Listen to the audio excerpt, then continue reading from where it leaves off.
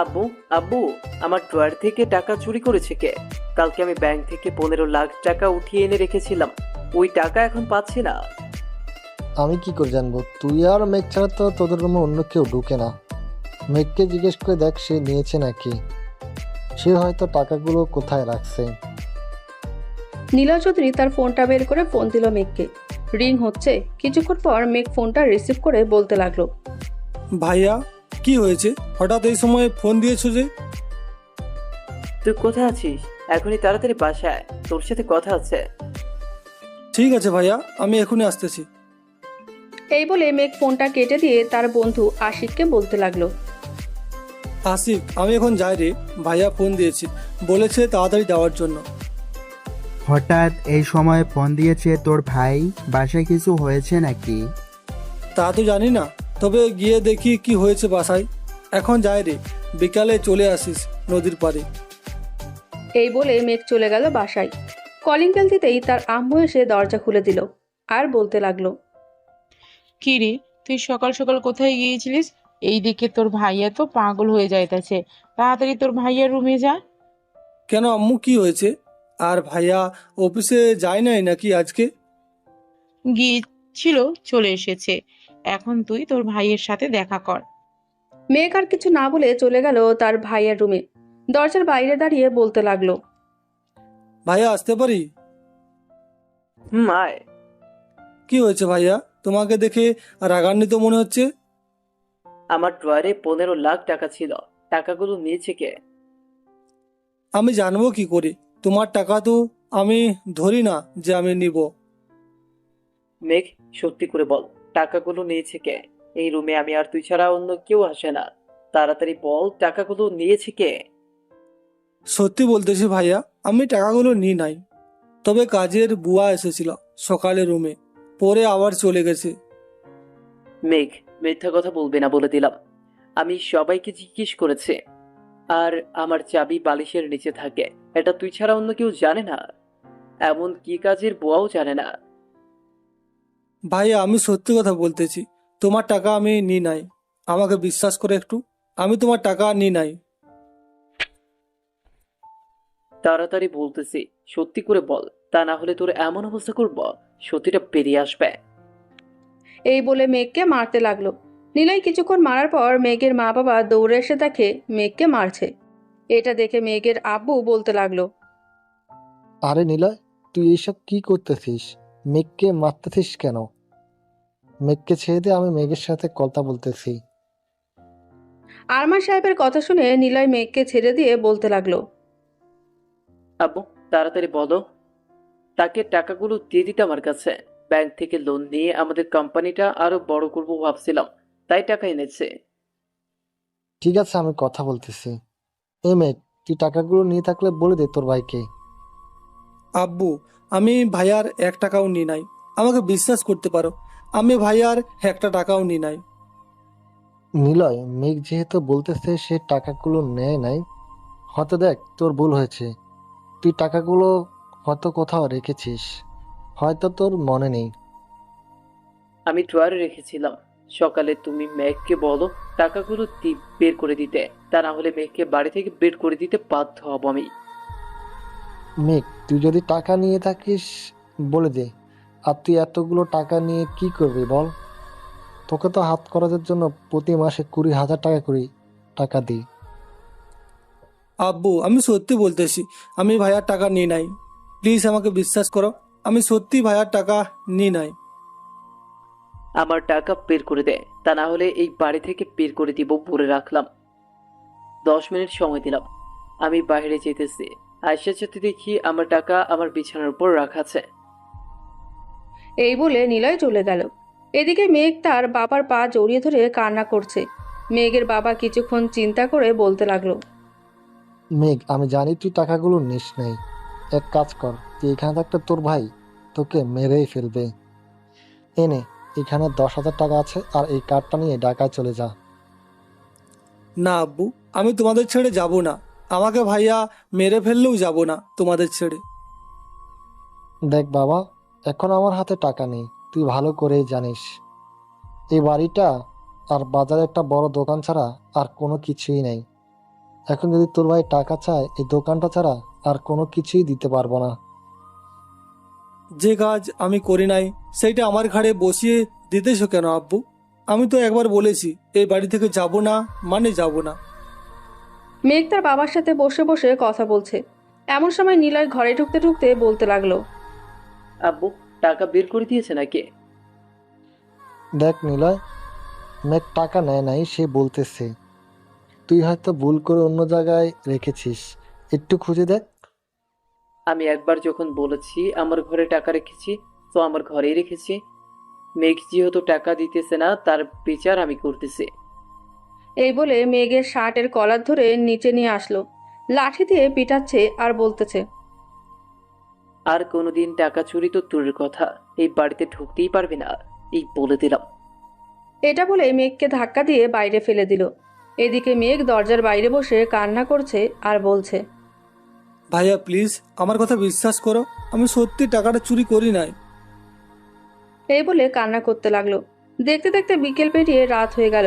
মেঘ ঠিক সেই দরজার সামনেই বসে আছে, কিন্তু কেউ তাকে ডেকে ঘরের ভেতরে নিচ্ছে না। এমন সময় দরজাটা খুলতেই মেঘ দেখতে পেল তার বড় ভাই নিলয় দাঁড়িয়ে আছে। মেঘকে দেখে বলতে লাগলো, কি রে, তুই এখনো এই বাড়ি থেকে চলে যাচ্ছিস না কেন? আর একটা কথা, ভাবিস না এই বাড়িতে আবার তোকে নিয়ে যাব। এই বাড়ির দরজা তোর জন্য সারা জীবনের জন্য বন্ধ করে দিলাম।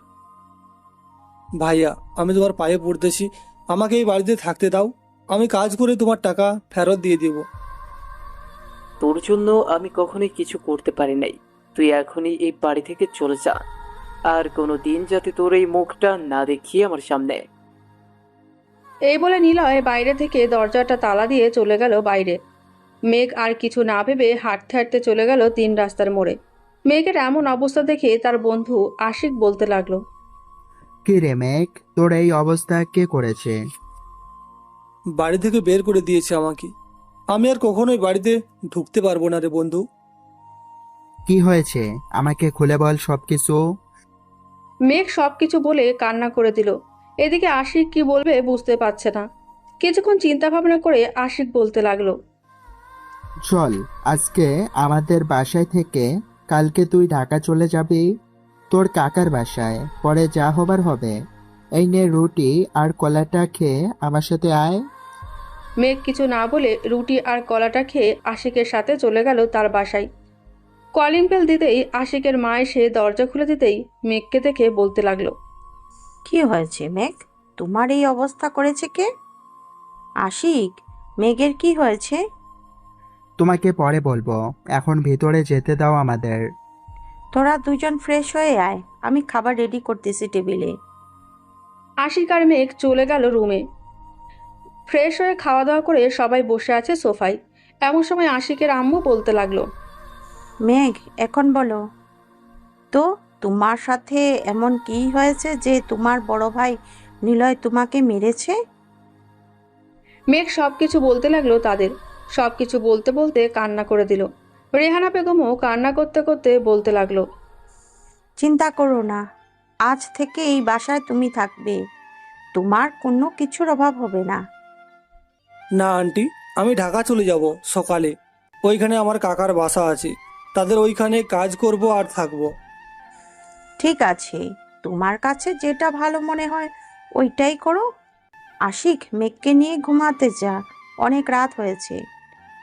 যাচ্ছি আমি। এই মেঘ চল ঘুমাতে চাই। মেঘ আশিকের সাথে চলে গেল আশিকের রুমে। দুজন ঘুমিয়ে গেল। সকালে মেঘের ঘুম ভাঙলো আশিকের ডাকে। মেঘ ওঠ, সকাল 10টা বাজে, আর কত ঘুমাবি? আশিক উঠতেছি। মেঘ উঠে ফ্রেশ হয়ে খাওয়া দাওয়া করে আশিককে নিয়ে চলে গেল বাস কাউন্টারে। আশিক মেঘকে উদ্দেশ্য করে বলতে লাগলো, মেঘ, বাস দিয়ে যাবি নাকি ট্রেন দিয়ে যাবি? বাস দিয়েই যাব, সমস্যা হবে না, আর এখন তো কোনো ট্রেনও পাবো না। তাই তো। মেঘ একটা টিকিট কিনে বাসে উঠে পড়লো। এইদিকে আশিক কিছু খাবার দিয়ে মেঘকে বলতে লাগলো, ঢাকায় পৌঁছে আমাকে ফোন দিস। ঠিক আছে, ফোন দিবনে। আশিক বাস থেকে নেমে গেল। কিছুক্ষণের মধ্যে বাস ছেড়ে দিল ঢাকার উদ্দেশ্যে। কিছু দূর যেতেই একটা মেয়ে বাসে উঠল। আশেপাশে কোনো সিট খালি নেই দেখে মেঘকে বলতে লাগলো, এক্সকিউজ মি ভাইয়া, আমি কি আপনার পাশে বসতে পারি? মেঘ একবার মেয়েটার দিকে তাকিয়ে বলতে লাগলো। জি, বসতে পারেন। এই বলে মেঘ চুপচাপ বসে রইল। প্রায় 1 ঘন্টা যেতেই মেঘ তার ব্যাগ থেকে চিপস বের করে খেতে লাগলো।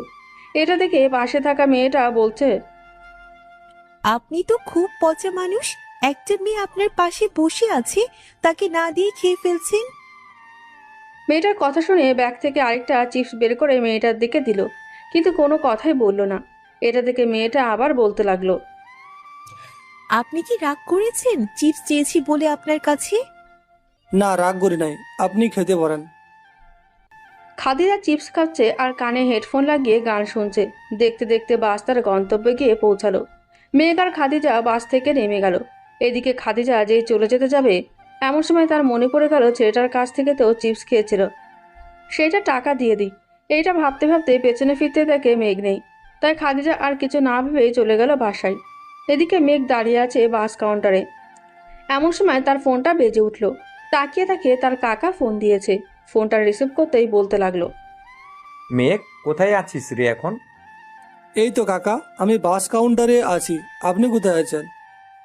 আমিও বাস কাউন্টারের দিকে আসতেছি, এসে তোকে ফোন দিব, তুই 5 মিনিট দাঁড়া। ঠিক আছে কাকা। মেঘ পাশে থাকা একটা বেঞ্চে বসে আছে। প্রায় 10 মিনিট পর মেঘের কাকা আসলো। মেঘের ফোন নাম্বারে ফোন দিতেই পাশে থাকা মেঘের হাতে ফোনটা বেজে উঠল। মেঘকে দেখে বলতে লাগলো, তোমার নাম মেঘ নাকি? আমার নাম মেঘ। আপনি কে? আমি তোমার কাকা। ও আচ্ছা।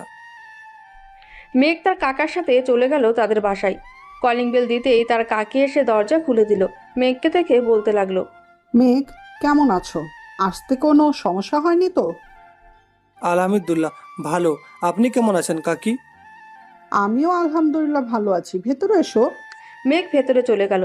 সোফায় বসে আছে। এমন সময় একটা মেয়েকে দেখে বলতে লাগলো, আপনি এই বাসায়? আমারও সেম প্রশ্ন, আপনি এই বাসায়? এটা আমার কাকার বাসা। খাদিজা, তুই মেঘকে চিনিস নাকি? আব্বু, তোমাকে না এসে বললাম যে বাসে একটা ছেলে আমাকে চিপস দিয়েছিল, এটাই সেই ছেলে। ও আচ্ছা। খাদিজা, মেঘকে তোর পাশের রুমটা দেখিয়ে দিয়ে আয় তো। মেঘ, যাও ফ্রেশ হয়ে আসো, তোমার কাকি রান্না করেছে তোমার জন্য। ঠিক আছে কাকা। মেঘ খাদিজার সাথে চলে গেল তার পাশের রুমে। ফ্রেশ হয়ে নিচে এসে দেখে সবাই খাবার টেবিলে বসে আছে। খাওয়া দাওয়া শেষ করে মেঘ তার কাকার পাশে বসে আছে সোফায়। এমন সময় তার কাকা বলে উঠল, মেঘ, তোমার আব্বু সব বলেছে আমাকে। এখন তুমি কি চাকরি করতে চাও ওইটা বলো, আমি তোমাকে ওই কাজটাই দিব। কাকা, সবচাইতে বেশি ইনকাম হয় কোন কাজটাই? আমাকে ওই কাজটা দেন। সব থেকে বেশি ইনকাম তো রিক্সা চালানো। তুমি রিক্সা চালিয়ে মাসে 1 লক্ষ টাকার উপরে ইনকাম করতে পারবে এই ঢাকা শহরে। কিন্তু তোমার আব্বু বলেছে আমার অফিসে তোমাকে চাকরি দেওয়ার জন্য। না কাকা, আমি আপনার অফিসে চাকরি করতে পারবো না। আমি রিক্সা চালাবো। আর আমাকে একটা বাসা ঠিক করে দেন, যাতে আমি ওই বাসায় থাকতে পারি। মেঘ, আমরা কি তোমার আপন কেউ না যে আমাদের বাসায় থাকতে পারবে না? আমাদের বাসায় থাকো, কোনো সমস্যা নাই। মেঘ, তোর কাকি যেটা বলতেছে ওটাই কর। আমাদের বাসায় থেকে তোর যেই কাজটা ভালো লাগবে ওই কাজটাই কর, কোনো সমস্যা নেই। আমার কোনো ছেলে নেই, আমার একটা মাত্র মেয়ে। তোকে আমি ছেলের মতো দেখি, তুই এই বাসা থেকে চলে যাস না মেঘ। ঠিক আছে, আমি এই বাসায় থাকবো, তবে আমি কাজ করব অন্য জায়গায়। আপনার অফিসে কাজ করতে পারবো না। ঠিক আছে, আমার অফিসে কাজ করতে হবে না। তোর যেই কাজ ভালো লাগে ওই কাজ করিস। এখন তোর রুমে গিয়ে রেস্ট কর, বিকালে তোকে এই শহরটা ঘুরে দেখাবে খাদিজা। ঠিক আছে কাকা। মেঘ চলে গেল তার রুমে। বিছানায় শুয়ে শুয়ে ভাবতেছে সে কোনো কাজটা করবে। তার তো কোনো কাজের ধারণা নেই। এইসব ভাবছে এমন সময় তার ফোনটা বেজে উঠল। তাকিয়ে তাকিয়ে তার বন্ধু আশিক ফোন দিয়েছে। কলটা রিসিভ করতে আশিক বলতে লাগলো, কিরে, পৌঁছে গেছিস নাকি তোর কাকার বাসায়? রে, পৌঁছে গেছি। তুই কোথায় আছিস বল তো? আমি তোদের বাসার সামনে আছি, তুই লাইনে থাক, আমি দেখি আন্টি আঙ্কেলের সাথে কথা বলে। ঠিক আছে তাহলে যা। আশিক ফোনটা তার পকেটে রেখে চলে গেল মেঘদের বাসায়। কলিং বেল দিতেই মেঘের আম্মু এসে দরজা খুলে দিল। আশিককে দেখে বলতে লাগলো, আশিক, মেঘকে তো এই বাড়ি থেকে বের করে দিয়েছে। তুমি কি মেঘকে দেখেছো? আন্টি, মেঘ এখন তার কাকার বাসায় আছে। তার নিলয় ভাই বাসায় যায় না নাকি? আমি বিকালে তুষার আঙ্কেলকে নিয়ে তোমাদের বাসায় যাব। আমার ছেলের সাথে একটু কথা বলিয়ে দিও, এখন কথা বলা যাবে না। ঠিক আছে আন্টি, আপনি আইসেন, আমি বিকালে বাসায় থাকবো। এই বলে আশিক মেঘদের বাসা থেকে চলে গেল 3 রাস্তার মোড়ে। মেঘ তার মায়ের কণ্ঠস্বর শুনে কান্না করে দিল। কান্না করতে করতে কখন যে ঘুমিয়ে গেছে খেয়ালই নেই। বিকালে মেঘের ঘুম ভাঙলো খাদিজার ডাকে। মেঘ, ওঠো, বিকেল হয়ে গেছে তো। তুমি না এই শহর ঘুরে দেখবে বলেছিলে? দেখবো তো। আপনি আপনার রুমে যান, আমি ফ্রেশ হয়ে আসতেছি। আচ্ছা, তাড়াতাড়ি আসো, আব্বু দাঁড়িয়ে আছে নিচে। মেঘ ফ্রেশ হয়ে খাদিজাদের গাড়ি করে বাইরে চলে গেল। খাদিজা সব কিছু বুঝিয়ে দিতেছে, কোন রাস্তা দিয়ে গেলে কোথায় যাওয়া যাবে। সকল কিছু বুঝিয়ে দিয়ে রাত 9টায় বাসায় চলে আসলো 3 জন। খাওয়া দাওয়া করে মেঘ চলে গেল তার রুমে।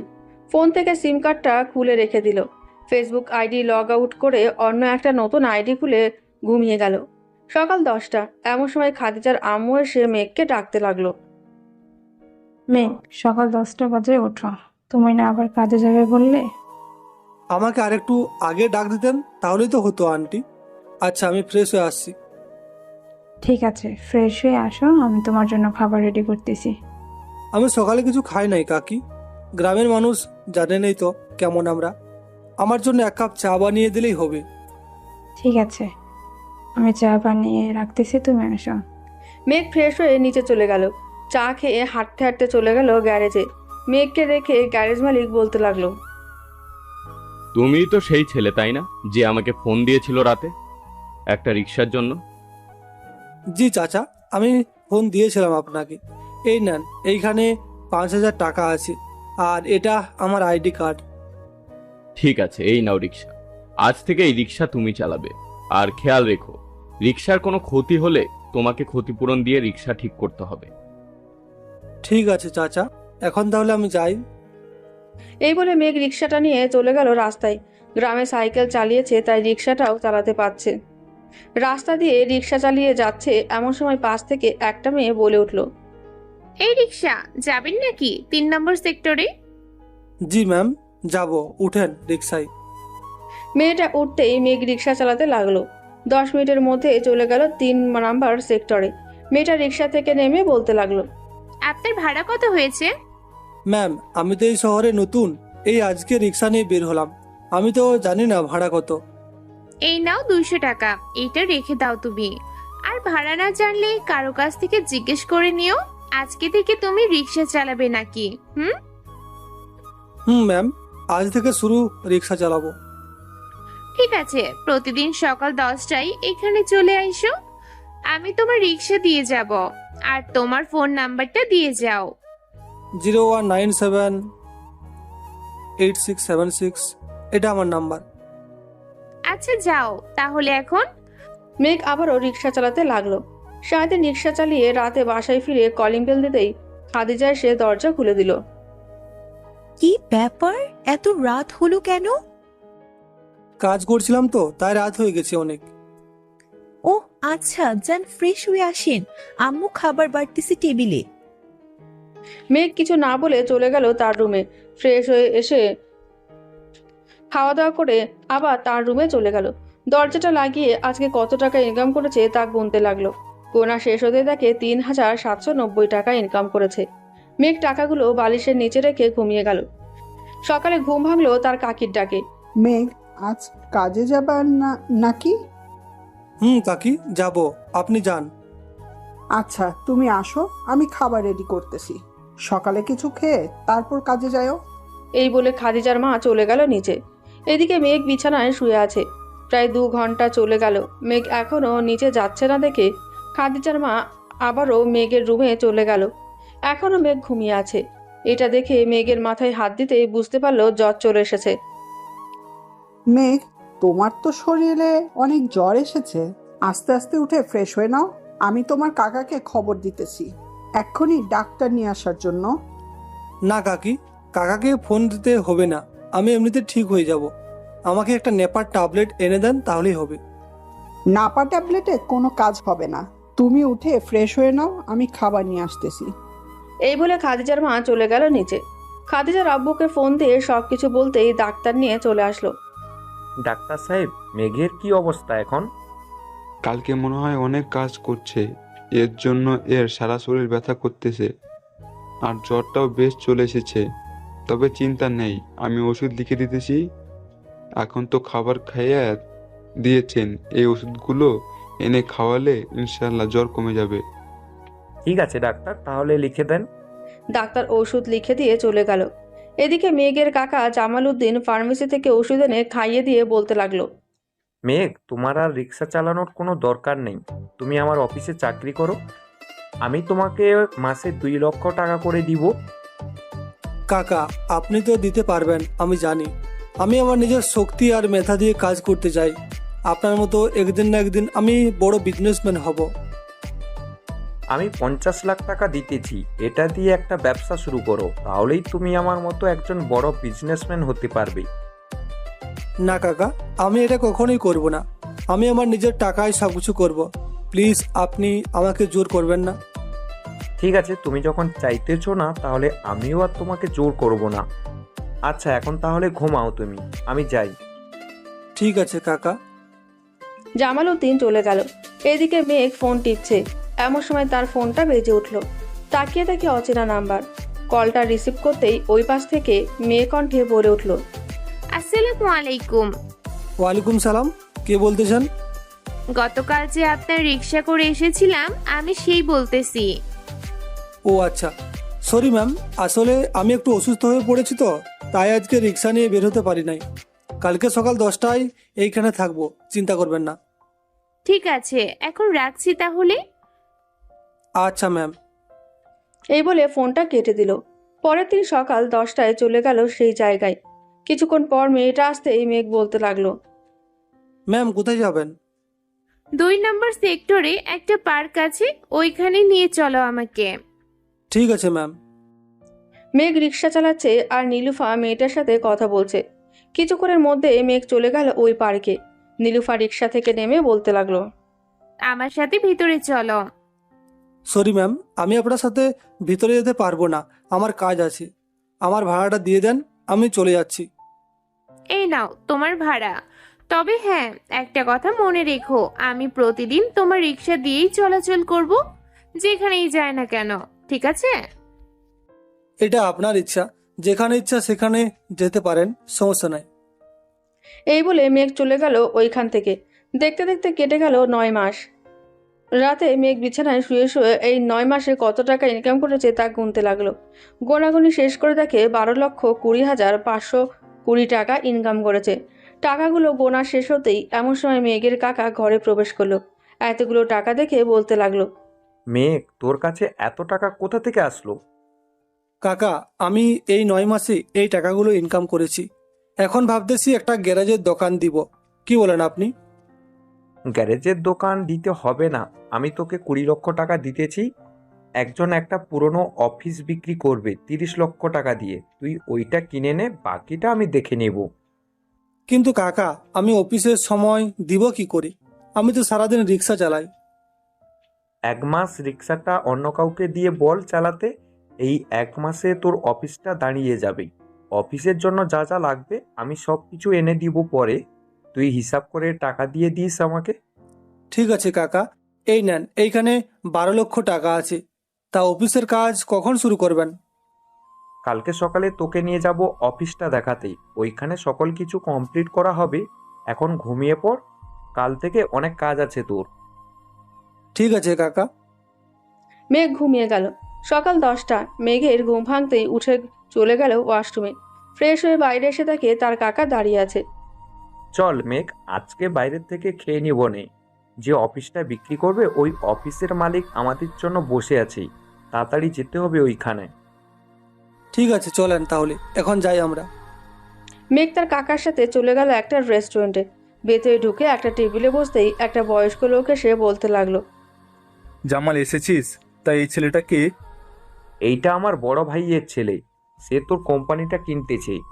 ও আচ্ছা, আমার কোম্পানির সব মাল ভালোই আছে, শুধু মেশিনগুলো একটু ঠিকঠাক করে নিলেই চলবে। তুই আমার বন্ধু, তাই তোর জন্য 40 লক্ষ টাকা দিয়ে বিক্রি করে দিচ্ছি। কিন্তু আঙ্কেল, কাকা তো বলেছে 30 লক্ষ টাকার কথা, আপনি 40 লক্ষ টাকা বলতেছেন কেন? অফিসটা 30 লক্ষ টাকা, আর জায়গা যতটুকু আছে ওই জায়গার দাম 10 লক্ষ টাকা, মোট 40 লক্ষ টাকা।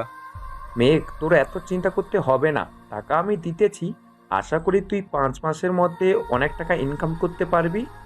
জামির, এই নে, এইখানে পুরো টাকাটাই আছে। এই নে আমার জায়গা এবং সকল কিছু দলিল, আমি সাইন করে দিয়েছি। ঠিক আছে মেঘ, এই নাও তোমার অফিসের কাগজপত্র আর জায়গার দলিল। তা জামির, তুই কবে আমেরিকা চলে যাবি? এই তো আজকে রাতেই ফ্লাইট, তাই তো এত কম দামে বিক্রি করে দিয়েছি। তবে দোয়া করি মেঘ, যাতে অনেক বড় বিজনেসম্যান হও। মেঘ, তুমি যখন বড় বিজনেসম্যান হবে তখন কিন্তু আমাকে 1 কাপ কফি খাওয়াতে হবে। আঙ্কেল, আপনি চিন্তা করবেন না, আমি যদি বেঁচে থাকি ইনশাল্লাহ আপনাকে কফি না, কফির পুরো ভান্ডার এনে খাওয়াবো। হা হা হা। আচ্ছা, আজকে তাহলে যাই, বাড়ি গিয়ে কিছু কাজ করতে হবে। ঠিক আছে, যা তাহলে, আমরাও তোর অফিসটা ঘুরে দেখে আসি কি কি লাগবে। এই বলে মেঘ আর জামাল উদ্দিন হোটেল থেকে খাওয়া দাওয়া করে চলে গেল অফিসে। সকল কিছু দেখে চলে আসলো বাসায়। ফ্রেশ হয়ে জামাল উদ্দিন আর মেঘ সোফায় বসে আছে। এমন সময় মেঘ বলে উঠল, আচ্ছা কাকা, এখন কি করতে হবে সেটা বলেন। তোর কিছু করতে হবে না, আমি লোক লাগিয়ে দিয়েছি, ওরা সব কিছু ঠিক করে দিবে। তুই সকালে ওইখানে চলে যাস, তোর অফিস তোর মনের মতো সাজিয়ে নিস। ঠিক আছে কাকা, এখন আমি রুমে যাই, রাত তো অনেক হয়েছে। যা তাহলে। মেঘ চলে গেল তার রুমে। কাল থেকে তার জীবনটাতে নতুন অধ্যায় শুরু হবে, এসব ভাবতে ভাবতে ঘুমিয়ে গেল মেঘ। সকাল 7টা, এমন সময় খাদিজা এসে ডাকতে লাগলো মেঘকে। মেঘ সাহেব ওঠেন, সকাল হয়ে গেছে তো, আব্বু খাবার টেবিলে আপনার জন্য অপেক্ষা করছে। উঠতেছি। আচ্ছা, কয়েকদিন ধরে দেখছি আপনি আমার কাছে কাছে থাকেন সব সময়, কিছু বলবেন নাকি? না, কি আর বলবো, কিছুই বলার নেই। যে বোঝার সে যদি না বোঝে তাহলে আমি কি করে বলবো? আমি আপনার কথার আগামাথা কিছুই বুঝি নাই, এখন ভালো করে বুঝিয়ে বলেন তো কি বলতে চাইছেন। না, কিছুই বলবো না, আপনি নিচে আসেন, আব্বু অপেক্ষা করছে। খাদিজা চলে গেল। এদিকে মেঘ ভাবতে লাগলো মেয়েটা কি বলেছে তাকে। এইসব ভাবতে ভাবতে ওয়াশরুমে চলে গেল। ফ্রেশ হয়ে রেডি হয়ে চলে আসলো নিচে। এসে দেখে সবাই খাবার টেবিলে অপেক্ষা করছে। মেঘকে দেখে বলতে লাগলো, মেঘ, তাড়াতাড়ি খাওয়া দাওয়া করে নাও, ওইখানে যাইতে হবে, গিয়ে দেখতে হবে কি করতেছে ওরা। আমার লোকগুলো তো বললো সব মেশিন ঠিক করে ফেলেছে, শুধু গিয়ে দেখবো আমরা। মেশিন তো ঠিক করেছে, কিন্তু এই মেশিন দিয়ে আমি কি কাজ করব কিছুই তো বুঝতে পারছি না। আস্তে আস্তে সব কিছুই বুঝে নিবে। তুমি যে সাইকেল চালানো শিখেছো একদিনে, কিন্তু শিখো নাই, সর্বোচ্চ 15 থেকে 1 মাস সময় লেগেছে। কাকা, আচ্ছা আপনি যেটা বলবেন ওইটাই হবে। আমাদের সাথে খাদিজা আবুও যাবে নাকি? খাদিজাও যাবে। এখন খাবার খেয়ে নাও। খাওয়া দাওয়া করে চলে গেল অফিসে। গিয়ে দেখে সবাই কাজ শেষ করে বসে আছে। জামাল উদ্দিনকে দেখে বলতে লাগলো, স্যার, সব মেশিন ঠিক করে দিয়েছি, আপনি চাইলে একবার দেখে নিতে পারেন। আমার কোনো দেখার দরকার নেই, তোমাদের উপর আমার ভরসা আছে। এই নাও, এইখানে 1 লক্ষ টাকা আছে, আজকে যে কাজটা করেছো এইটার বেতন। ধন্যবাদ স্যার। মেঘ ঘুরে ঘুরে মেশিনগুলো দেখতে লাগলো। এদিকে জামাল সাহেব মেঘকে সবকিছু বুঝিয়ে দিতে লাগলো কিভাবে কি করতে হয়। বিকেল 5টা, এখনো সবাই অফিসে। এমন সময় গাড়ির হর্নের শব্দ শুনতে পেল মেঘ। আঙ্কেল, আপনি কি কোনো গাড়ির খবর দিয়েছিলেন নাকি? বাইরে মনে হচ্ছে গাড়ি এসে দাঁড়িয়ে আছে। গেটটা খুলে দাও। মেঘ গেটটা খুলে দিতেই গাড়ির ভেতরে ঢুকে গেল। আস্তে আস্তে সকল মালপত্র মেঘকে বুঝিয়ে দিল। এদিকে দেখতে দেখতে কেটে গেল 1 মাস। এই 1 মাসে সকল কাজ বুঝে ফেলেছে মেঘ। রাতে খাওয়া দাওয়া করে জামাল উদ্দিনের সাথে বসে বসে কথা বলছে। এমন সময় তার ফোনটা বেজে উঠল। তাকিয়ে দেখে তার ম্যানেজার ফোন দিয়েছে। কলটা রিসিভ করতেই ওই পাশ থেকে ম্যানেজার বলতে লাগলো, স্যার, আরিয়ান গ্রুপ অফ কোম্পানির মালিক এসেছে, এখনই নাকি ওনাকে কাপড়গুলো দিয়ে দিতে হবে। আপনি আসবেন নাকি আমি দিয়ে দিব? আপনি হিসাব করে দিতে থাকেন, আমার আসতে 10 মিনিট সময় লাগবে। ঠিক আছে স্যার, রাখছি তাহলে এখন। মেঘ ফোনটা কেটে তার কাকার কাছ থেকে বিদায় নিয়ে চলে গেল অফিসে। গিয়ে দেখে ম্যানেজার হিসাব করে কাপড়গুলো উঠিয়ে দিতেছে, আর এদিকে আরিয়ান গ্রুপ অফ কোম্পানির মালিক তার কেবিনে বসে আছে। মেঘকে দেখে বলতে লাগলো, মেঘ কেমন আছো? এই তো আলহামদুলিল্লাহ ভালো আছি। আপনি কেমন আছেন? আমি আলহামদুলিল্লাহ ভালো আছি। গত সপ্তাহে তোমার কাছ থেকে কাপড় নিয়েছিলাম, বেশ ভালো চলেছে কাপড়গুলো। এর জন্যই তোমার কাছে যা যা কাপড় আছে সবগুলো নিয়ে যেতে চাইতেছি। ঠিক আছে, নিয়ে যান, কোনো সমস্যা নেই। তবে আগের রেট থেকে 50 টাকা করে প্রতি গজে বেড়েছে। আশা করি এটা আপনি জানেন। জানি, তাই তো তাড়াতাড়ি নিতে এসেছি আরো দাম বেড়ে যাওয়ার আগেই। এই নাও, এইখানে 10 কোটি টাকা আছে, আজকে তোমার সকল মাল নিয়ে যাব। ঠিক আছে, আপনি চলে যান তাহলে। আমি কাপড়গুলো আপনার গাড়িতে দিয়ে ড্রাইভারকে লিস্ট দিয়ে দেব। ঠিক আছে। আরিয়ান চৌধুরী চলে গেল। এদিকে মেঘ সকল কাপড়গুলো গাড়িতে উঠিয়ে দিয়ে ড্রাইভারকে লিস্ট দিয়ে দিল। গাড়ি চলে যেতেই মেঘ ম্যানেজারকে উদ্দেশ্য করে বলতে লাগলো, ম্যানেজার সাহেব, আপনি সকল কিছু হিসাব ব্ল্যাকবোর্ডে লিখে রেখে চলে যান, আর কালকে আসতে হবে না আপনার। কেন স্যার, আমি কি কোনো অন্যায় করেছি যে আমাকে আসতে মানা করছেন? না, আজকে তো রাত 3টা বেজে গেছে, এর জন্য আপনাকে বলেছি কালকে আসতে হবে না। কালকে আপনার দিন, আপনাকে ছুটি দিলাম। যদি কোনো প্রয়োজন হয় তাহলে আমি আপনাকে ফোন দিব। ঠিক আছে স্যার, তাহলে আপনি চলে যান, আমি হিসাব লিখে দিয়ে চলে যাব। মেঘ আচ্ছা বলে টাকার ব্যাগটা নিয়ে চলে গেল বাসায়। কলিং বেল দিতেই তার কাকা এসে দরজাটা খুলে দিল।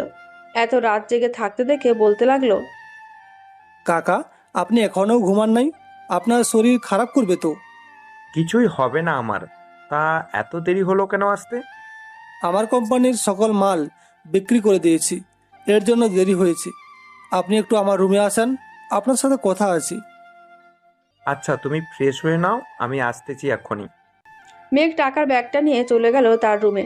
ফ্রেশ হয়ে বিছানায় শুয়ে আছে, এমন সময় তার কাকা রুমে প্রবেশ করলো। মেঘকে শুয়ে থাকতে দেখে বলতে লাগলো, এখন না হয় ঘুমিয়ে থাকো, সকালে যা বলার বলবো। না কাকা, সকালে বলতে পারবো না। এই নেন, এইখানে 1 কোটি টাকা আছে। আমাকে যত টাকা দিয়েছিলেন সব আজকে দিয়ে দিলাম। কিন্তু আমি তো তোমার কাছ থেকে 80 লক্ষ টাকা পেতাম, তুমি আমাকে 1 কোটি টাকা দিচ্ছ কেন? বাকি 20 লক্ষ টাকা আমি আপনাকে খুশি মনে দিয়ে দিয়েছি। আর আমার অফিসের জন্য মাল আনতে হবে, আপনি কথা বলেন ওদের সাথে। এখন তো তুমি সব কিছুই বুঝো, এখন তুমি সামলাও সব কিছু। আমি সকালে নাম্বার দিয়ে দিই, মনে কথা বলে নিও তুমি। ঠিক আছে, কথা বলে নিব নে। এখন তাহলে আপনি গিয়ে ঘুমিয়ে থাকেন, অনেক রাত হয়েছে। তুমিও ঘুমিয়ে পড়ো। মেঘ ঘুমিয়ে গেল। সকালে ফজরের আজানের শব্দে মেঘ ঘুম থেকে উঠে ফ্রেশ হয়ে চলে গেল মসজিদে। নামাজ আদায় করে বাসায় ফিরতেই তার কাকি বলতে লাগলো, মেঘ, এত সকালে তুমি কোথায় গিয়েছিলে? মসজিদে নামাজ পড়তে গিয়েছিলাম কাকি। তা কাকা উঠেছে নাকি? ছাদে গিয়ে দেখো তোমার কাকা আছে, তোমার জন্য অপেক্ষা করতেছে। তুমি যাও, আমি কফি বানিয়ে আনতেছি তোমাদের জন্য। ঠিক আছে কাকি, আমি তাহলে এখন যাই। এই বলে মেঘ চলে গেল ছাদে। গিয়ে দেখে তার কাকা ব্যায়াম করছে। সকাল সকাল ফজরের নামাজ পড়ে হাঁটা এবং ব্যায়াম করা খুব ভালো। মেঘকে দেখে তার কাকা ব্যায়াম করতে করতে বলতে লাগলো, মেঘ, রাতে কি বলতে চেয়েছিলে এখন বলে ফেলো। আমার কাছে তো আরও 9 কোটি টাকা আছে। 8 কোটি টাকার মালামাল নিয়ে আসলাম, আর বাকি 1 কোটি টাকা থেকে অর্ধেক টাকা দিয়ে একটা জায়গায় রেখে দিতাম। পরে আবার যখন টাকা হবে তখন আরেকটা অফিস তৈরি করে ফেলতাম। তা পারবে, তবে জায়গা কেনার কোনো দরকার নেই এখন। আরো কয়েক বছর যাক, আরো ভালো করে বুঝো সব কিছু, তখন না হয় তুমি আরেকটা অফিস তৈরি করবে। ঠিক আছে কাকা, আপনি যেটা বলবেন এটাই হবে। আর আমি আজকে রিক্সা নিয়ে বের হবো ভাবছিলাম, আপনি কি বলেন? দেখো মেঘ, এখন রিক্সা চালানোর কোনো প্রয়োজন নেই। তুমি তোমার অফিসের পিছনে খাটো, রিক্সা চালিয়ে আর কত। আমার ফোনটা নিয়ে আসো, ব্যারদের সাথে কথা বলিয়ে দিই তোমাকে। আর যেতে হবে না, আমি নিজেই নিয়ে এসেছি। আর কে যেন ফোন দিয়েছিল তোমার ফোনে, আমি রিসিভ করতে পারি নাই। ব্যাররা ফোন দিয়েছিল, রাতে আমি কথা বলে রেখেছিলাম। তা কত বস্তা সুতা আনবে বলো, আমি বলে দিতেছি। এখানে 20x20 বেহালা সুতোটা চলতেছে ভালো, এইটা আপনি নিয়ে আসেন 500 বস্তা। আর 20x16 স্কোয়ার সুতা, এইটা নিয়ে আসেন 300 বস্তা। আপাতত এইগুলো আনলেই হবে, বাকিটা পরে আনা যাবে। ঠিক আছে আইনো। আর তোমার আব্বু আম্মু আসতেছে আজকে? কখন আসবে আব্বু আম্মু? হয়তো রওনা দিয়ে দিয়েছে। তবে একটা কথা জানো, এই 5 বছরে তোমার ভাই একজন বিজনেসম্যান হয়ে গেছে। তুমি তোমার ভাইকে শিক্ষা দিয়ে দিবে, আর সত্যটা প্রমাণ করে দিবে যে তুমি ওই দিন টাকা চুরি করো নাই। কাকা, তা তো দিতেই হবে। আমার নামে মিথ্যা অপবাদ আমি কখনোই মেনে নিতে পারবো না।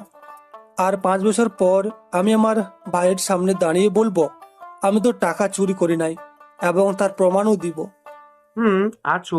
তুমি ফ্রেশ হয়ে নাস্তা করো গিয়ে। তোমাকে নিয়ে আমি একটা জায়গা দেখাতে যাব। ওইখানে একটা এতিমখানা এবং একটা মসজিদ তৈরি করব। ঠিক আছে কাকা, আমি তাহলে এখন যাই। এই বলে মেঘ চলে গেল।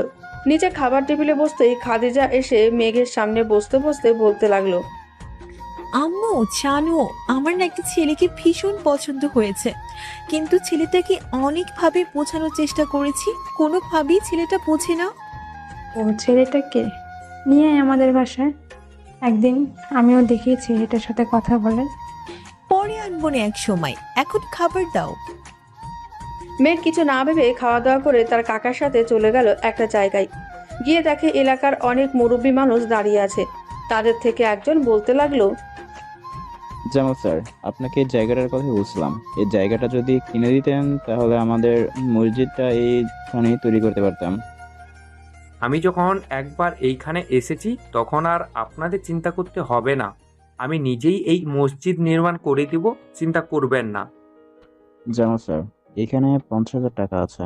আমরা এলাকার মানুষ সবাই 10,000 20,000 করে টাকা দিয়ে মোট 50,000 টাকা জমিয়েছি। এই টাকাটা আপনি রেখে দিন। আমি এই এলাকায় ছোট থেকে বড় হয়েছি। আমি আপনাদের থেকে কিভাবে টাকা নেব? আপনারা এই টাকাগুলো দিয়ে এই মসজিদ যখন নির্মাণ করা হবে তখন 2টা ছাগল এনে পুরো এলাকার জন্য বিরিয়ানি রান্না করে খাইয়ে দিয়েন। এতেই আমি খুশি হব। এই নেন, এইখানে পুরো টাকাটাই আছে জায়গাটার। এই নেন জমির দলিল। আপনারা সবকিছু বুঝে নেন। আর কিছু জানতে চাইলে ফোন দেন আমাকে, তাহলেই হবে। ঠিক আছে, আপনি তাহলে এখন যেতে পারেন। আর এলাকার বাকি আপনারা কয়েকটা দিন কষ্ট করে এই জায়গায় নামাজ পড়েন। সামনের মাসের মধ্যে এই মসজিদ নির্মাণ কাজটা পুরোটা শেষ হবে। আপনারাও হাতে হাতে সাহায্য করবেন এই লোকগুলোকে। আপনি কোনো চিন্তা করবেন না, আমরা নিশ্চয়ই সাহায্য করব তাদের। বাসায় চলেন, খাওয়া দাওয়া করে এরপর যাবেন এখান থেকে। না, এখন কিছু খাবো না। আমি বাসা থেকে খাবার খেয়ে এসেছি এইখানে। যেদিন মসজিদ নির্মাণ কাজ শেষ হবে এবং মসজিদের হয়ে বিরিয়ানি রান্না করবেন, ওই দিন খাবো আমি। ঠিক আছে। জামালউদ্দিন মেঘকে নিয়ে চলে গেল তার অফিসে। কিছুক্ষণ ঘোরাঘুরি করে চলে আসলো বাসায়। কলিং বেল দিতেই খাদিজা এসে দরজা খুলে দিল। আব্বু, ভিতরে আসি। জামালউদ্দিন আর মেঘ ভেতরে যেতেই দেখতে পেল সোফায় মেঘের আব্বু আম্মু বসে আছে। মেঘকে দেখে তার আম্মু কান্না করে দিল। এদিকে মেঘও কান্না করছে। আম্মু কেমন আছো? এই তো বাবা, ভালো আছি। তুই কেমন আছিস? আর এত শুকিয়ে গেছিস কেন? খাওয়া দাওয়া ঠিক মতো করিস না নাকি? খাওয়া দাওয়া ঠিক মতো করি আম্মু। তা ভাইয়া আসে নাই তোমাদের সাথে? এসেছিল, আবার চলে গেছে। তার অফিসে নাকি কাজ আছে, সেইগুলো করতে হবে গিয়ে। ও আচ্ছা, যাও ফ্রেশ হয়ে আসো তোমরা, আমি একটু অফিস থেকে ঘুরে আসছি।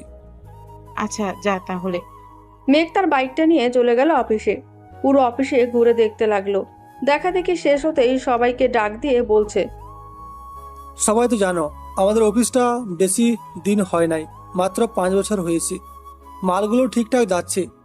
আমরা যদি আরও ভালোভাবে কাজ করি তাহলে আরও দাম বাড়িয়ে বিক্রি করতে পারবো কাপড়গুলো। এখন তোমাদের উপর নির্ভর করে তোমরা কেমন কাজ করবে। স্যার, আমরা যথাযথভাবে কাজ করতেছি, কোনো ভুল নেই আমাদের কাছে। এখন শুধু একটা চাওয়া, আমাদের বেতনটা যদি বাড়িয়ে দিতেন তাহলে খুব ভালো হতো। ঠিক আছে, এই ব্যাপারে আমি ম্যানেজারের সাথে আলোচনা করে তোমাদের জানিয়ে দিব। আর নতুন মালের অর্ডার এসেছে, আমাদেরকে আরও ভালো করে কাজ করতে হবে যাতে মালটা তাড়াতাড়ি ডেলিভারি করতে পারি। ঠিক আছে স্যার, আর মালগুলো শেষ হয়ে গেছে, এর জন্য মেশিন বন্ধ আছে কয়েকটা। চিন্তা করো না, এখনই গাড়ি চলে আসবে মাল নিয়ে। সব কিছু ঠিকঠাকভাবে রেখে দিও তোমরা। আমি তো থাকতে পারবো না এখানে। আর এই নাও, এইখানে 10,000 টাকা আছে, এটা তোমাদের খাবারের জন্য দিয়েছি।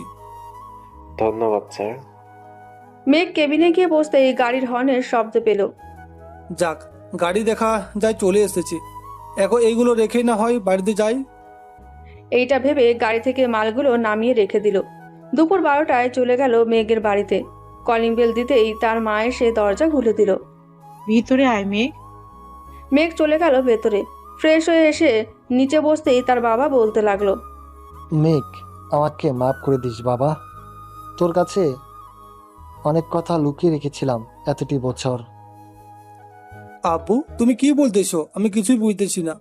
আমাকে সব কিছু খুলে বলবে কি হয়েছে? আমি কিছুই বলতে পারবো না মেঘের মা। তুমি সব কিছু মেঘকে বলে দাও। আর কত লুকিয়ে রাখবে এই কথাটা? শুন তাহলে, নিলয় তোর আপন ভাই না, নিলয় তোর সৎ ভাই। নিলয়কে জন্ম দিয়ে তার মা মারা যায়। নিলয়ের যখন 4 বছর বয়স তখন তোর বাবা আমাকে বিয়ে করে আনে। নিলয়ের যখন 5 বছর তখন তুই জন্ম নিয়েছিলি। এরপর থেকে আস্তে আস্তে তুই বড় হতে থাকলি। নিলয় তোকে মারতো, কিন্তু আমি কিছুই বলতে পারতাম না, কারণ ওর মা নেই বলে। আর তোকে ওই দিন বের করে দিয়েছিল নিলয়। সে এটা প্ল্যান করে এই কাজ করেছে, কিন্তু এখন আফসোস করে তুই থাকলে তাকে অনেক সাহায্য করতে পারতি। আমাদের কাছে মাপ চেয়েছে, কিন্তু আমরা এখনো তোর কথা নিলয়কে বলি নাই যে তুই এইখানে আছিস। ভালো করেছো আম্মু। আমি নিলয় ভাইকে দেখিয়ে দিব আমিও সব কিছু পারি, আমারও সব কিছু আছে। আমি চাইলেই পারি তার মতো প্রতিদিন হাজার হাজার টাকা উড়াতে। জানিস ভাই, তোর ছোট ছেলেও একজন বড় বিজনেসম্যান। আর কয়েকটা বছর যাক, দেখবি দেশের টপ নাম্বার 1-এ থাকবে মেঘ। আমি তো এটাই চাই, আমার 2 ছেলে যেন বড় বিজনেসম্যান হতে পারে। তাই তো আমি মেঘকে অন্য কোথাও না পাঠিয়ে এখানে পাঠিয়েছি। এখন সবাই চলো, আর গল্প করতে হবে না। দুপুরের খাবার খেয়ে নিবে তোমরা। খাদিজা আসুক, সবাই না হয় একসাথে খাবো। খাদিজার আসতে দেরি হবে। ওর আজকে এক্সাম আছে, আমাকে বলে গেছে 4টার পর আসবে। ও আচ্ছা, তাহলে চলো সবাই খাবার খেয়ে নিই। সবাই খাওয়া দাওয়া করে গল্প করতে লাগলো। এমন সময় মেঘের ফোনটা বেজে উঠলো। তাকিয়ে দেখে অচেনা নাম্বার। ফোনটা রিসিভ করতেই ওই পাশ থেকে বলতে লাগলো, আসসালামু আলাইকুম, মেঘ চৌধুরী। ওয়ালাইকুম সালাম, কে বলতেছেন? আমি নিলয় চৌধুরী বলতেছি, নিলয় গ্রুপ অফ কোম্পানির মালিক। আমি আপনার অফিসে আসতেছি কালকে সকাল 10টায়। আপনি থাকবেন তো ওইখানে? জি অবশ্যই থাকবো, আপনি আসেন। ঠিক আছে, আজকে তাহলে রাখছি, কালকে সেই আপনার সাথে কথা বলবো। ফোনটা রেখে দিতেই মেঘ তার বাবাকে উদ্দেশ্য করে বলতে লাগলো, আব্বু, নিলয় ভাইয়ের কোম্পানির নাম কি? Niloy group of company? কেন, কি হয়েছে? তেমন কিছু হয় নাই, তবে যেটা অনুমান করতেছি এটা যদি সঠিক হয় তাহলে কালকে দেখা হবে নিলয় ভাইয়ের সাথে। কালকে সকাল 10টায় আমার অফিসে আসবে। ও আচ্ছা, কথা বলে দেখ কি বলে তোর ভাই। আশা করি তোর বড় ভাই নিলয়কে তুই সম্মান করবি তুই। আব্বু, অবশ্যই করব। আগে যেমন করতাম এখনো ঠিক তেমনি করব। আড্ডা দিতে দিতে রাত হয়ে গেল। খাওয়া দাওয়া শেষ করে মেঘ সোজা চলে গেল ছাদে। দোলনায় বসে আছে। এমন সময় পেছন থেকে কারো আসার শব্দ পেল। মেঘ তাকিয়ে দেখে খাদিজা দাঁড়িয়ে আছে। তাকে দেখে বলতে লাগলো, কি ব্যাপার, আপনি এত রাতে এইখানে কি করেন? কিছু করি না। আমি থাকলে আপনার গার্লফ্রেন্ডের সাথে কথা বলতে সমস্যা হবে নাকি? আচ্ছা, সমস্যা হলে আমি চলে যাই। এই বলে যে খাদিজা চলে যেতে যাবে এমন সময় মেঘ খাদিজার হাত ধরে বলতে লাগলো, যেটা বলার জন্য এতদিন ধরে ঘুরঘুর করতেছেন সেটা বলে দিলেই তো হয়। আমাকে ভালোবাসেন নাকি? ভালোবাসি। আপনি কি? অনেক ভালোবাসি। আমি এসব ভালোবাসা বুঝি না। আপনি চাইলে আমাকে সোজা বিয়ে করতে পারেন। ঠিক আছে, আমি আব্বু আম্মুর সাথে কথা বলবো না নাকি? এখন বলেন। এখন বলার কোনো দরকার নেই, আর কয়েকটা দিন যাক, আমি যখন বলবো বলতে তখন বলেন। ঠিক আছে, বলবো নে। এখন তাহলে চাই আমি, আব্বু আম্মু দেখলে সমস্যা হবে। ঠিক আছে, যান। খাদিজা চলে গেল। এদিকে মেঘ ফোনটা বের করে সেই চিরচেনা আগের আইডিটা লগ ইন করতেই হাজার হাজার মেসেজ, হাজার হাজার কল আসতে লাগলো। কিছুক্ষণ ফোনটা হ্যাং করে রইল। ফোনের এই অবস্থা দেখে মেঘ ফোনটা পাওয়ার অফ করে আবার চালু করলো। মেসেঞ্জারে ঢুকতেই দেখতে পেল যে তার গল্পের পাঠক পাঠিকারা অনেকে মেসেজ করেছে। চলুন দেখে আসি কি কি মেসেজ করেছে। ভাই, গল্প আপলোড দেন না কেন? আপনার গল্পগুলো অনেক সুন্দর হয়। ভাইয়া, আপনি কোথায় হারিয়ে গেছেন? গল্প আপলোড দেন না কেন? তাড়াতাড়ি গল্প আপলোড দেন। আপনার গল্পের জন্য অপেক্ষায় থাকি সব সময়। এইসব আরো ইত্যাদিতেই মেসেজ করেছে। মেঘ ফেসবুকে পোস্ট করে চলে গেল তার রুমে। বিছানায় শুয়ে পড়তেই তার বন্ধু আশিকের মেসেজ। কিরে বন্ধু, ঢাকায় গিয়ে আমাকে ভুলেই গেলি? যাক, ভালো ভালো। আমি তো তোর কেউ না, ভুলে যাওয়া ছাড়া অন্য কিছু তো করতে পারবি না। আরে বেটা, কাজের চাপে কোনো কিছুই করতে পারি নাই। আজকে আম্মু আব্বু এসেছে রে কাকাদের বাসায়। সকালে আমার সাথে দেখা হয়েছিল, বলেছে যাওয়ার জন্য। আমিও কাজের চাপে যাইতে পারি নাই। আচ্ছা, তো একদিন গ্রামে আয়। যাবো রে, আর কয়েকটা বছর যাক, এরপর যাব। ঠিক আছে, তাহলে আয়। আচ্ছা, অনেক রাত হয়েছে, রাখছি তাহলে, আবার কথা হবে পরে। এই বলে আশিকও ফোন কেটে দেয়। মেঘ তার ফোনটা চার্জে রেখে ঘুমিয়ে গেল। সকাল 9টা এমন সময় তার ফোনটা বাজতে লাগলো। ঘুম ঘুম চোখে ফোনটা রিসিভ করতেই ওই পাশ থেকে তার ভাই বলতে লাগলো। মেঘ চৌধুরী, আমি চলে এসেছি। আর কিছুক্ষণের মধ্যে আপনার অফিসে চলে যাব, আপনি আসেন। ঠিক আছে, আপনি অফিসে গিয়ে বসেন, আমি আসছি। এই বলে মেঘ ফোনটা কেটে ফ্রেশ হয়ে চলে গেল নিচে। গিয়ে তাকে সবাই খাবার খাচ্ছে। মেঘকে দেখে তার মা বলতে লাগলো। মেঘ, আমাদের সাথে খাবার খেয়ে নে, আমি নিজে রান্না করেছি। এখন খাবার খাবো না আম্মু, আমাকে একটা বক্সে করে খাবার দিয়ে দাও। আমি আর নিলয় ভাইয়া খাবো একসঙ্গে। ঠিক আছে, দিয়ে দিচ্ছি এক্ষুনি, একটু অপেক্ষা কর। মেঘ খাবার নিয়ে চলে গেল অফিসে। গিয়ে দেখে তার ভাই বসে আছে। মেঘ কেবিনে প্রবেশ করতেই নিলয় দাঁড়িয়ে বলতে লাগলো। কেমন আছেন মেঘ চৌধুরী? এই তো ভালো আছি, আপনি কেমন আছেন? আমি আলহামদুলিল্লাহ ভালো আছি। তবে একটা কথা, আপনাকে চেনা চেনা লাগতেছে, কোথায় যেন দেখেছি লাগতেছে।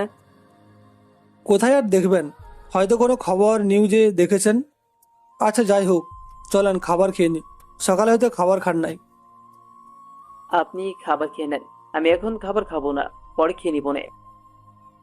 আপনাকে খাবার খেতেই হবে আমার সাথে। আপনার আর আমার জন্য খাবার নিয়ে এসেছি, এই নেন খাবার। ঠিক আছে, দেন তাহলে। দুই ভাই মিলে খাবার খেয়ে নিল। এদিকে খাবার খেয়ে নিলয় বলতে লাগলো। আজকে খাবার খেয়েছি মনে হয়, আমার মায়ের হাতের রান্নার খাবার খেয়েছি। তা খাবার কি আপনার বউ বানিয়ে দিয়েছে? না, আমি এখনো বিয়ে করি নাই, আর এই খাবারটা আমার মা বানিয়ে দিয়েছে আমার আর আপনার জন্য। তা কিসের জন্য এসেছেন বলেন আমাকে, আমি কিভাবে হেল্প করতে পারি? আপনি তো এখন দেশের টপ 2 নম্বরে আছেন বিজনেসম্যান হিসেবে। এখন আমি চাইতেছিলাম কি, আপনার অফিস থেকে কাপড় কিনে নিয়ে যাওয়ার জন্য। আমাকে দিতে পারবেন নাকি কাপড়? অবশ্যই দিতে পারবো। আপনার কত হাজার কাপড় লাগবে আমাকে বলেন, আমি আজকেই দিয়ে দিয়েছি। আমার 30,000 গজ কাপড় লাগবে।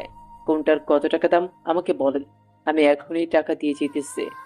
বিকেলে আমার ম্যানেজার এসে কাপড় নিয়ে যাবে। এইটার দাম 350 টাকা, এইটার দাম 520 টাকা, আর এইটার দাম 260 টাকা। আপনি কোনটা নেবেন? আপনার স্টকে মোট কয় হাজার গজ কাপড় আছে আমাকে বলেন, আমি সবগুলোই নিয়ে যাব। আমি আপনাকে সবগুলো দিতে পারবো না, কারণ আরও 2জন বায়ার আছে, ওরাও কাপড় অর্ডার করে রেখেছে, কালকে এসে নিয়ে যাবে ওরা।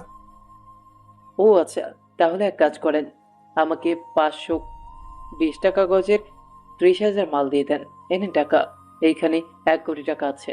বাকি টাকা আমার ম্যানেজার এসে দিয়ে যাবে এবং কাপড় নিয়ে যাবে। ঠিক আছে, আমি তাহলে কাপড়গুলো রেডি করে রাখছি। নিলয় চলে গেল। এদিকে মেঘ সকল কিছু রেডি করে রেখে দিল। আস্তে আস্তে দিন যাচ্ছে আর মেঘের পরিবর্তন হচ্ছে।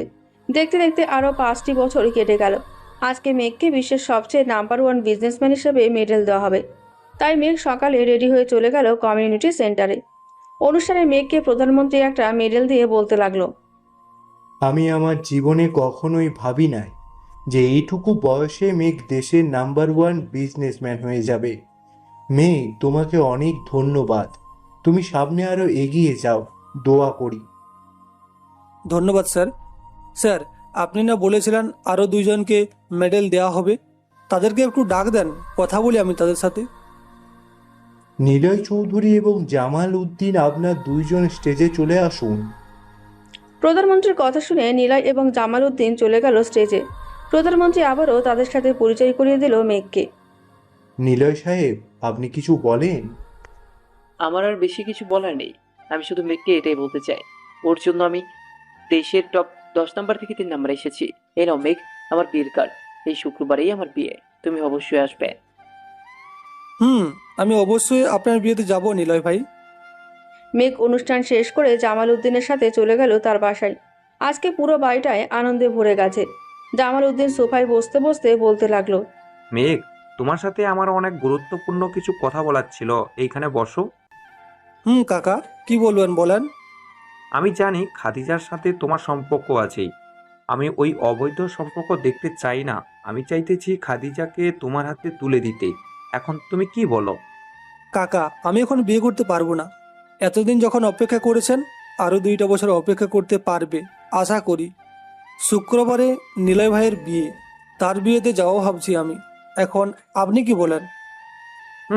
এখন যাওয়াটা তোমার দরকার। বিয়ের দিনই নিলয়কে তোমার আসল পরিচয়টা দিতে পারবে। আমার মন যেটা বলতেছে। ঠিক আছে কাকা, বিয়ের দিন আমার আসল পরিচয়টা দিয়ে দিব ভাইয়াকে, সাথে আপনাকেও যেতে হবে। আমি তো যাবই।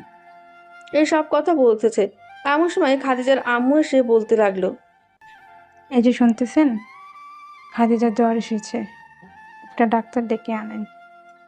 কি বলতেছো এইসব? খাদিজা তো সকালেই ঠিক ছিল, এখন জ্বর আসলো কি করে? চলো দেখে আসি। আগে ডাক্তার ডেকে আনেন, এরপরে দেখেন আমার মেয়েকে। মেঘ, তুমি একটু খাদিজার কাছে যাও, আমি তেল গরম করে আনতেছি। ঠিক আছে কাকি, আমি এখনই যাচ্ছি। এই বলে মেঘ চলে গেল উপরে। খাদিজার রুমে প্রবেশ করতেই দেখতে পেল খাদিজা রুমে নেই। ওয়াশরুমের কাছে যেতেই পেছন থেকে খাদিজা দরজা লাগিয়ে দিয়ে এসে মেঘকে জড়িয়ে ধরল। মিস্টার, আর কত ঘোরাবেন আমাকে? বিয়ে করবেন কবে ওইটা বলেন, আমি তো বুড়ি হয়ে যাচ্ছি। তুমি বুড়ি হয়ে গেলেও তোমাকেই বিয়ে করব। এখন বলো, তোমার নাকি অনেক জ্বর এসেছে, সামনে আসো তো দেখি। খাদিজা মেঘের সামনে যেতে মেঘ খাদিজার কপালে হাত দিয়ে দেখে জ্বর নেই। এটা দেখে বলতে লাগলো, কি ব্যাপার, তুমি মিথ্যা বলেছো কেন যে তোমার জ্বর এসেছে?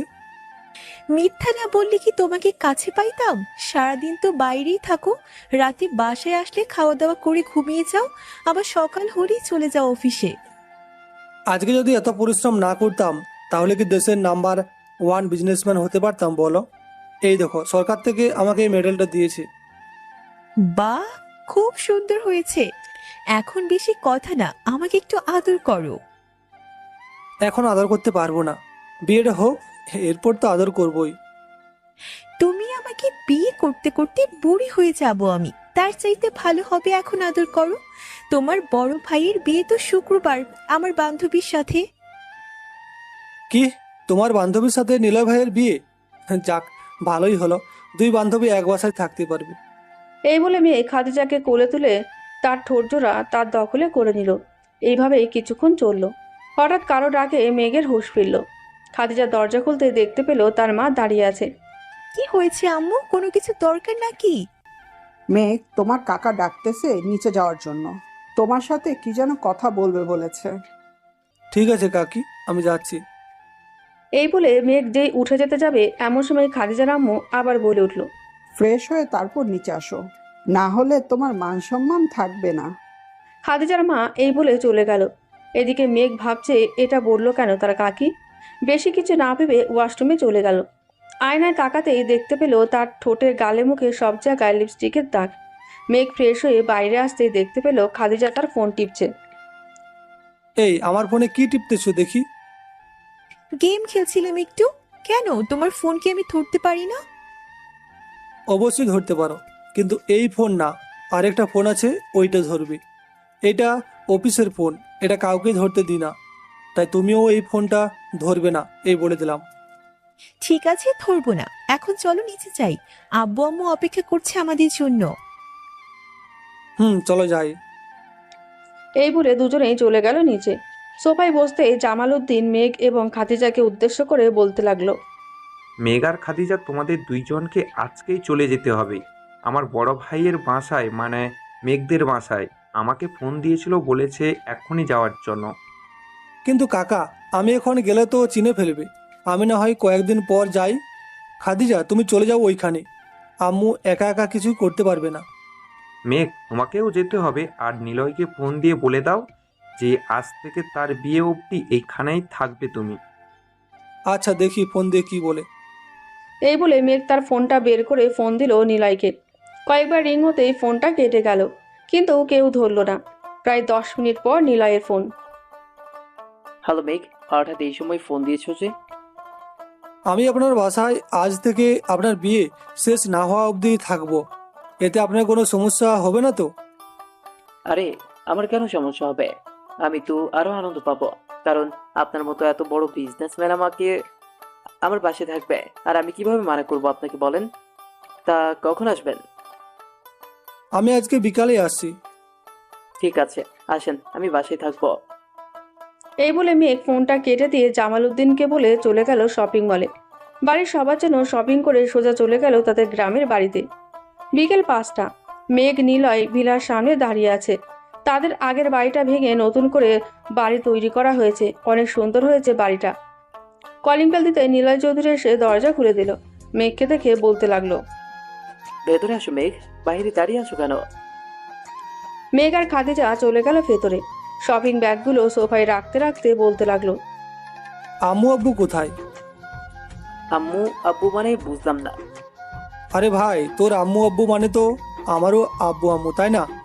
তাই আমি তোর আব্বু আম্মুকে আমিও আব্বু আম্মু ডেকেছি। ও আচ্ছা, আম্মু আব্বু তোমরা একটু নিচে আসো তো। মেঘ, আমি একটু বাইরে থেকে আসতেছে, তোমরা কথা বলো। নিলয় চলে গেল। এদিকে মেঘ তার আব্বু আম্মুকে দেখে জড়িয়ে ধরল। কিছুক্ষণ তাদের সাথে কথা বলে মেঘ ফ্রেশ হয়ে চলে গেল পাড়ার সেই দোকানে। গিয়ে দেখে সেই চিরচেনা কয়েকটা মুখ এখনো দেখা যাচ্ছে। মেঘ দোকানের সামনে যেতেই আশিক বলতে লাগলো।